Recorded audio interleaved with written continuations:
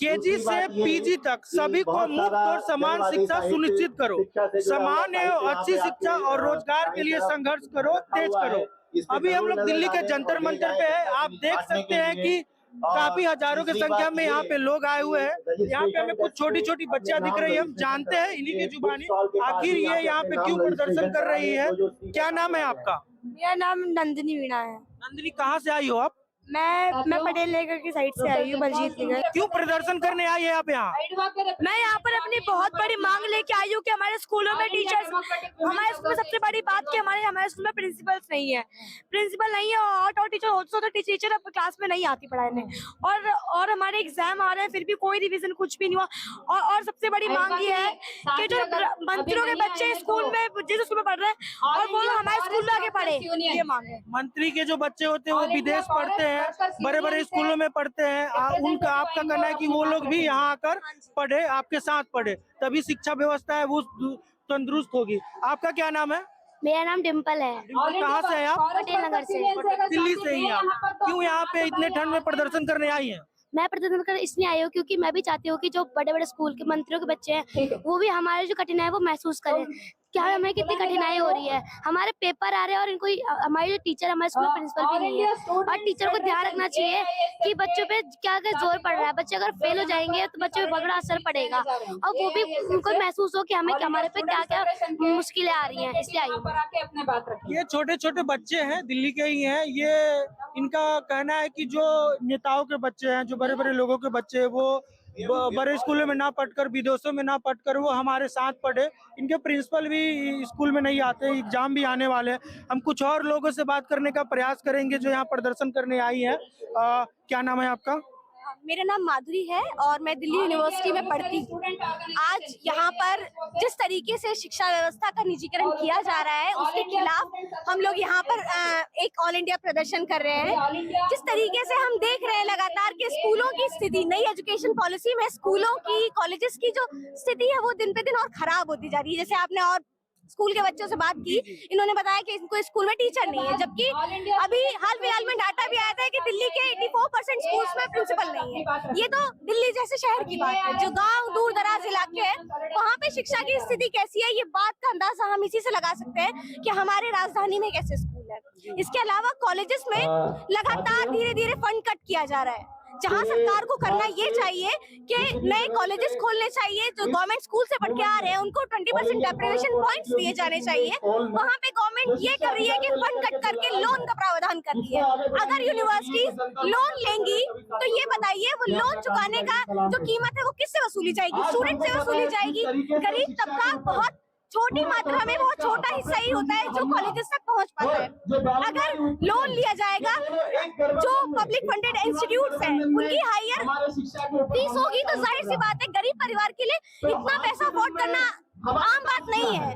जाहिर सी बात है स्टूडेंट्स और जो हायर एजुकेशन है उससे गरीब मजदूर का बच्चा जो है और पिछड़ता चला जाएगा। तो ये सब ठीक होना चाहिए। यहाँ पर सबसे बड़ी चीज जो इन बच्चों ने भी बोली वो ये थी कि इनकी एक डिमांड है कि मंत्री का बच्चा हो या फिर चपरासी का बच्चा हो, सभी एक तरीके के स्कूल में पढ़ने चाहिए। सरकार वन नेशन की बात करती है, हम कहते हैं वन नेशन वन एजुकेशन होना चाहिए। क्यों एक जैसा स्कूल सिस्टम सभी के लिए नहीं हो सकता है?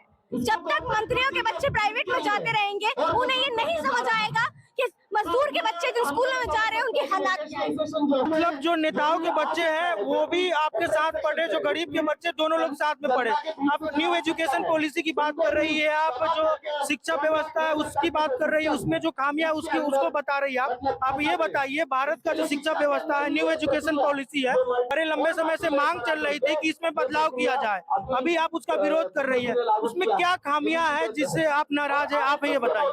देखिए, बदलाव बहुत अच्छी चीज होती है, बदलाव होना चाहिए, लेकिन जो अभी नई एजुकेशन पॉलिसी के नाम पे बदलाव हुआ है वो कोई अच्छा बदलाव नहीं है। वो सीधा सीधा गरीबों के बच्चों को शिक्षा, कैसे बताइए? जैसे ये कहा गया है कि क्राइटेरिया रखा गया है कि इतने बच्चे अगर एक स्कूल में नहीं होंगे तो उनको बंद करके एक जिला लेवल का एक बड़ा स्कूल खोलेंगे। जाएंगे। आप ये बताइए, जो लड़कियां गांव के स्कूल तक नहीं जा पाती हैं पढ़ने, उनके माँ बाप उनको सेफ्टी के डर से भेजते नहीं है, आपको लगता है कि वो 8-8 किलोमीटर दूर, 4-4 किलोमीटर दूर किसी जिले के स्कूल में जाएंगी, और वो भी वहाँ पर जहाँ पे उनकी सेफ्टी नहीं है। अरे गाँव में तो बसों का भी प्रावधान नहीं है, सही से ट्रांसपोर्टेशन भी नहीं है, वो ऐसी स्थिति में कैसे स्कूल जा पाएंगे? ये तो एक एग्जाम्पल है। इसके अलावा जिस तरीके से कॉलेजेस से फंड कट किया जा रहा है, वो सीधा सीधा दिखाता है कि किस तरीके से सरकार मजदूर विरोधी है। गरीब के बच्चे बहुत छोटे हिस्सा में रेगुलर कॉलेज तक या हायर एजुकेशन तक पहुंच पा रहे हैं, लेकिन अगर हम लोग लगातार फीस बढ़ेगी, लगातार प्राइवेटाइजेशन होता रहेगा, तो एक बात बताइए, 10,000 कमाने वाले की बेटी 1 लाख की फीस कैसे बढ़ेगी? मुझे यही नहीं समझ आ रहा है। पॉसिबल ही नहीं है। तो कैसे सरकार को करना तो ये चाहिए ना कि किस प्रकार की एजुकेशन पॉलिसी होनी चाहिए, इस पे आप अपना राय बताइए। देखिए, मेरे हिसाब से तो ऐसी एजुकेशन पॉलिसी होनी चाहिए जिसमें सबके लिए एक जैसी स्कूल हो, एक जैसी सुविधाएं हो। अगर ये नहीं होना चाहिए कि एक बच्चा टाटपट्टी में बैठ के पढ़ेगा, दूसरा लैपटॉप से पढ़ाई करेगा। सबके लिए एक जैसे स्कूल हो, सभी स्कूल्स को सरकार फंड करे, सब गवर्नमेंट स्कूल हो, सब सरकार के बच्चे हो, सरकार अपने बच्चों को भी उन्हें स्कूल में पढ़ाए। मैं तो कहती हूँ सरकार को ये प्रावधान करना चाहिए कि जो भी सरकारी नौकरी में है, चाहे वो IAS हो, IPS हो, नेता हो, मंत्री हो, सबके बच्चे सरकारी में ही पढ़ने चाहिए, तभी इस एजुकेशन सिस्टम का सुधार हो सकता है। इसके अलावा नए कॉलेजेस, नए स्कूल्स खोले जाने की जरूरत है, शिक्षा पे और बजट बढ़ाए जाने की जरूरत है। साथ ही जो गवर्नमेंट स्कूल से पास आउट स्टूडेंट हैं, उनके लिए रेगुलर कॉलेजेस में 20% डेप्रिवेशन पॉइंट होने चाहिए, क्योंकि ये एक ऐसी दौड़ है जिसमें एक 100 मीटर पीछे खड़ा है और एक रेस के एकदम पास खड़ा है, तो ऐसे में तो वही जीतेगा जो लकीर के पास खड़ा है। ये डाटा है अच्छे से, आप चाहें तो दिल्ली यूनिवर्सिटी घूम लीजिएगा, किसी भी यूनिवर्सिटी घूम लीजिएगा, वहाँ पे ज्यादातर बच्चे जो आते हैं वो बड़े प्राइवेट स्कूल से निकल कर आते हैं। कितना % है जो सरकारी स्कूल से पढ़ के आ रहा है? और ये साफ दिखाता है कि हमारा एजुकेशन सिस्टम नहीं है, जिसे बेहतर बनाए जाने की जरूरत है, और गवर्नमेंट को ध्यान देने की जरूरत है कि गरीब मजदूर जिनसे वो टैक्स लेते हैं, उनके बच्चे किन हालात में पढ़ रहे हैं। आप अभी गर्ल्स एजुकेशन की बात कर रही थी, आप एक लड़की भी है, और आपने बताया कि अभी जो महिलाएं हैं, लड़कियां हैं, वो बहुत पीछे है लड़कों की अपेक्षा में बात किया जाए। वैसे एजुकेशन क्वालिफिकेशन भारत का अभी भी और देशों की अपेक्षा पीछे है, लेकिन खासकर लड़कियां लड़कों की अपेक्षा में भी पीछे है। और न्यू एजुकेशन पॉलिसी में आपके अनुसार उनको ये सुविधा नहीं मिल पा रही है, नहीं मिलेगी जो वो आगे बढ़ पाएगी। तो क्या कारण है महिलाओं का, लड़कियों का, जो अभी वो लड़कों की अपेक्षा, लड़कों के मुख्य धारा में, समानता का भाव में वो नहीं आ पा रही है? देखिए, इसके सामाजिक, आर्थिक और राजनीतिक सभी कारण हैं। जी बताइए। आर्थिक स्तर पे कि अगर किसी लड़की के माँ बाप के इतनी गुंजाइश नहीं होगी कि उसको प्राइवेट स्कूल में पढ़ा पाए और सरकारी स्कूल नहीं होंगे, जाहिर सी बात है वो पिछड़ेगी, ठीक है। इसके अलावा समाज हमारा जो है, हम जानते हैं कि लड़कियों को किस तरीके से देखता है या लड़कियों की पढ़ाई को किस तरीके से देखता है। पर दूसरी बात ये भी है कि क्या सरकार हमें मौके दे रही है? क्या सरकारें, जितनी भी सरकारें आती हैं, सिर्फ हमारे वोट का फायदा लेती हैं या हमारे लिए कभी बात भी करती हैं? क्या कभी भी गवर्नमेंट आके ये कहती है कि हम सभी गर्ल्स को हम एजुकेशन जो है वो उनका एकदम राइट कर देंगे, आपको एजुकेशन ना मिले आप हमारे पास आइए, आपको अगर कॉलेज में एडमिशन ना मिले आप हमारे पास आइए? क्या ऐसा गवर्नमेंट कहती है? नहीं। सरकार जो है वो भी जनता के दबाव में 12वीं तक पढ़ा देती है, और उसके बाद स्टूडेंट कहाँ जा रहे हैं, कैसे जा रहे हैं, एक्चुअली सरकार ये जानने की कोशिश ही नहीं करती है कि लड़कियां, खास करके गरीब लड़कियां, गांव की लड़कियां कितना पढ़ रही हैं, कहाँ हैं, उनकी स्थिति क्या है। हमारे गाँव में खुद, मैं जिस गाँव से आती हूँ हरियाणा के, वहाँ 4-4 साल की लड़कियों की शादी हो जाती है। हरियाणा में भ्रूण हत्या भी इस देश में सबसे ज्यादा है जी, और हरियाणा से बड़े बड़े रेसलर भी निकलते हैं। आप देख लीजिए साक्षी मलिक या बड़े बड़े जो भी है खिलाड़ी में, वो भी है। आपने बहुत अच्छा मुद्दा उठाया। आपने कहा कि लड़कियों की स्थिति क्यों खराब। एक बात बताइए, आपने देखा होगा साक्षी मलिक, विनेश फोगाट, इन लोगों ने कितने बड़े बड़े प्रदर्शन किए थे। इनका साफ साफ कहना था कि जब WFI चीफ था ब्रजभूषण शरण सिंह, उसके ऊपर यौन शोषण के आरोप लगाए थे, और हमने साफ साफ खुले तौर पे नंगाई के साथ देखा कि किस तरीके से एक आरोपी को लगातार बचाया जाता रहा। हमारे मोदी जी जो कहते हैं कि बेटी बचाओ बेटी पढ़ाओ, वो भी उस समय एक बार भी आके उस पर कोई स्टेटमेंट नहीं देते हैं। किस तरीके से यही इन्हीं सड़कों से देश की बेटियों को यहाँ से उठाया गया। उनकी मांग क्या थी? कि वो न्याय मांग रही थी। तो इस तरीके से क्या समाज में एक उदाहरण नहीं सेट होता है कि आप चाहे कुछ भी कर लीजिए, अगर आप राजनीतिक गलियारे से ताल्लुक रखते हैं तो आपके कुछ नहीं होगा, आप सेफ हैं, जैसे ब्रजभूषण शरण सिंह आज तक सेफ है। क्या देखा जाता है ऐसे में कैसे हम लड़कियों के आगे बढ़ने की, न्याय की, उनकी पढ़ाई की मांग करेंगे? आपको पता है गांव सब में लड़कियों को ये पता चल जाए बस कि उनको किसी ने छेड़ दिया है तो उसको घर बिठा लेते हैं, इस डर से कि कहीं इसका रेप करके इसको मार ना दे। हम मांग करते हैं। तो अगर इस तरीके से कोई आरोपी है वो ये देखेगा कि शरण सिंह तो खुला घूम रहा है, क्या उसकी हिम्मत नहीं बनेगी कि वो किसी भी लड़की को उठा के उसके साथ कुछ कर ले? और जिस तरीके से माहौल बन रहा है हम देख ही रहे हैं, लड़कियों की जो स्थिति है वो बहुत खराब स्थिति है और सरकार को इसे बहुत ध्यान देने की जरूरत है। आप हरियाणा की बात कर रही थी, आप हरियाणा से आती भी है, हम लोग साक्षी मलिक पे बात कर रहे थे। अभी भी हरियाणा में देखा जाता है कि लड़कियों को, आप बता भी रही थी, कम उम्र में उनकी शादी कर दी जाती है और शिक्षा पे उतनी जोर नहीं दिया जाता। जिन्हें मौका मिलता है वो साक्षी मलिक बन जाती है, फागोट बन जाती है। वो पर खेल में हरियाणा लड़कियों के मामले में सबसे अव्वल है, वो किसी को बताने की आवश्यकता नहीं, वो आप और हम देख रहे हैं। तो क्या कारण है कि लड़की खास हरियाणा में आगे नहीं बढ़ पा रही है और ज्यादा लड़की आगे नहीं बढ़ पा रही? जिन्हें मौका मिला तो वो बढ़ ही रही है। आप इस पे अपना वक्तव्य दीजिए। देखिए, सिर्फ हरियाणा की बात नहीं है, बाकी स्टेट भी है। जी बिल्कुल। ज्यादातर स्टेट में हम ये चीज देखते हैं कि जो लड़कियां खास करके गरीब पिछड़े परिवारों से आ रही हैं उनको न्याय मिलना बहुत मुश्किल है।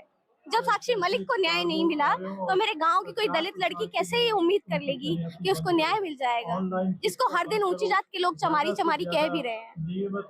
तो जो लड़कियां गांव में रह रही हैं, किसी दूर दराज इलाके में रह रही हैं, जो दबंगों का शोषण झेल रही हैं, वो कैसे न्याय की उम्मीद करें? कैसे वो सरकार की तरफ देखें कि हाँ हमें इनसे न्याय की उम्मीद है, ये हमारे लिए कुछ करेंगे? हम देखते हैं, हम आए दिन न्यूज देखते हैं कि किसी लड़की को, दलित लड़की को या किसी लड़की, गरीब लड़की को जला दिया, मार दिया, रेप करके उसके घर वालों के सामने उसका रेप कर दिया। तो इससे क्या देख रहे हैं? कैसे सुधार होगा? और पॉलिटिक्स की लिए बात की जाए, संसद जो नियम बनाते, कानून बनाते हैं, वो पुरुष वर्ग भरे पड़े हैं, गिने चुने लोग महिलाएं हैं वहाँ पे जो नियम कानून बनाते हैं। राजनीति में उनकी हिस्सेदारी नहीं है, जॉब में उनकी हिस्सेदारी नहीं है, तो फिर ये कैसे सुधार होगा? आप क्या देखती है? अगर आपको मौका मिले या आपको सुधार करने का मौका मिले या सजेशन देने का मौका मिले तो आप क्या करेंगे? देखिए, सबसे पहले तो सिर्फ नियम बनाना जरूरी नहीं, नियम बनाने के साथ साथ उनको अप्लाई करवाना सरकार की ड्यूटी होनी चाहिए। और जो भी महिलाएं हैं, जिन महिलाओं के साथ में शोषण हो रहा है, अत्याचार हो रहा है, उनको बेहतर विकल्प देना।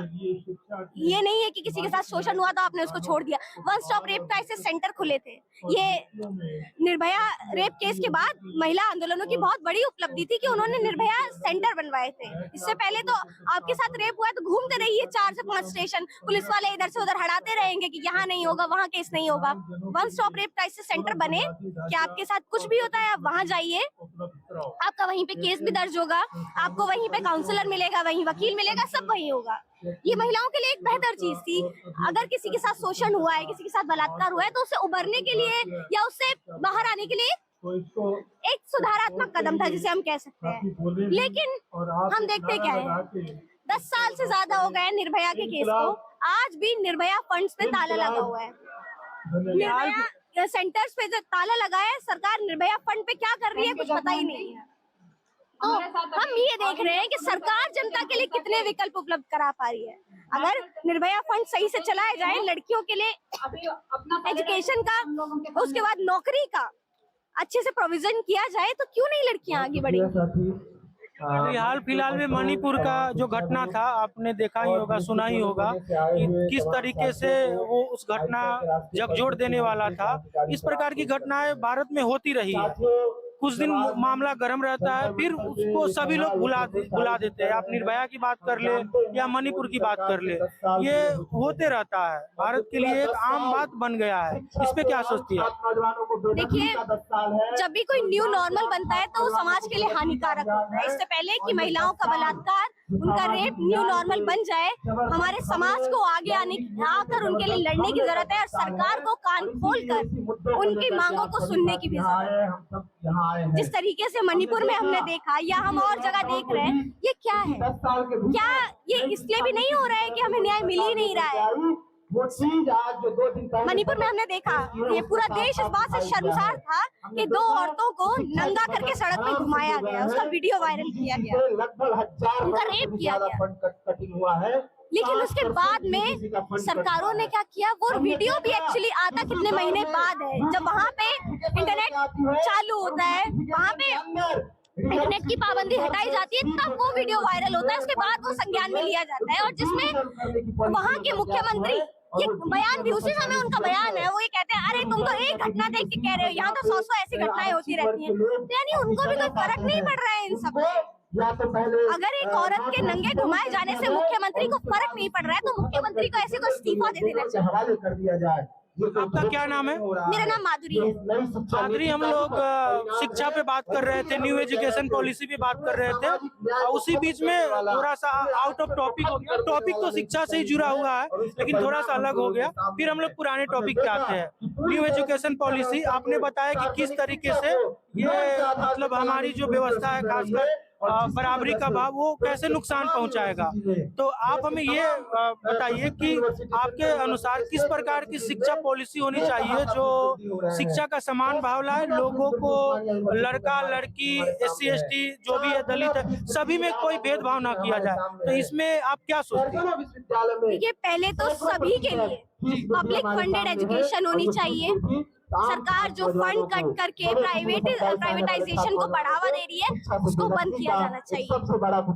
जहाँ पे अभी जरूरत है और स्कूल खोले जाने की, वहाँ पे सरकार रोक हटा रही है, ये नहीं होना चाहिए। और नए स्कूल खोले जाने चाहिए, नए टीचर्स की भर्ती की जानी चाहिए, सभी को बेहतर सुविधाएं मिलनी चाहिए। स्कूल एजुकेशन बहुत अच्छी होनी चाहिए।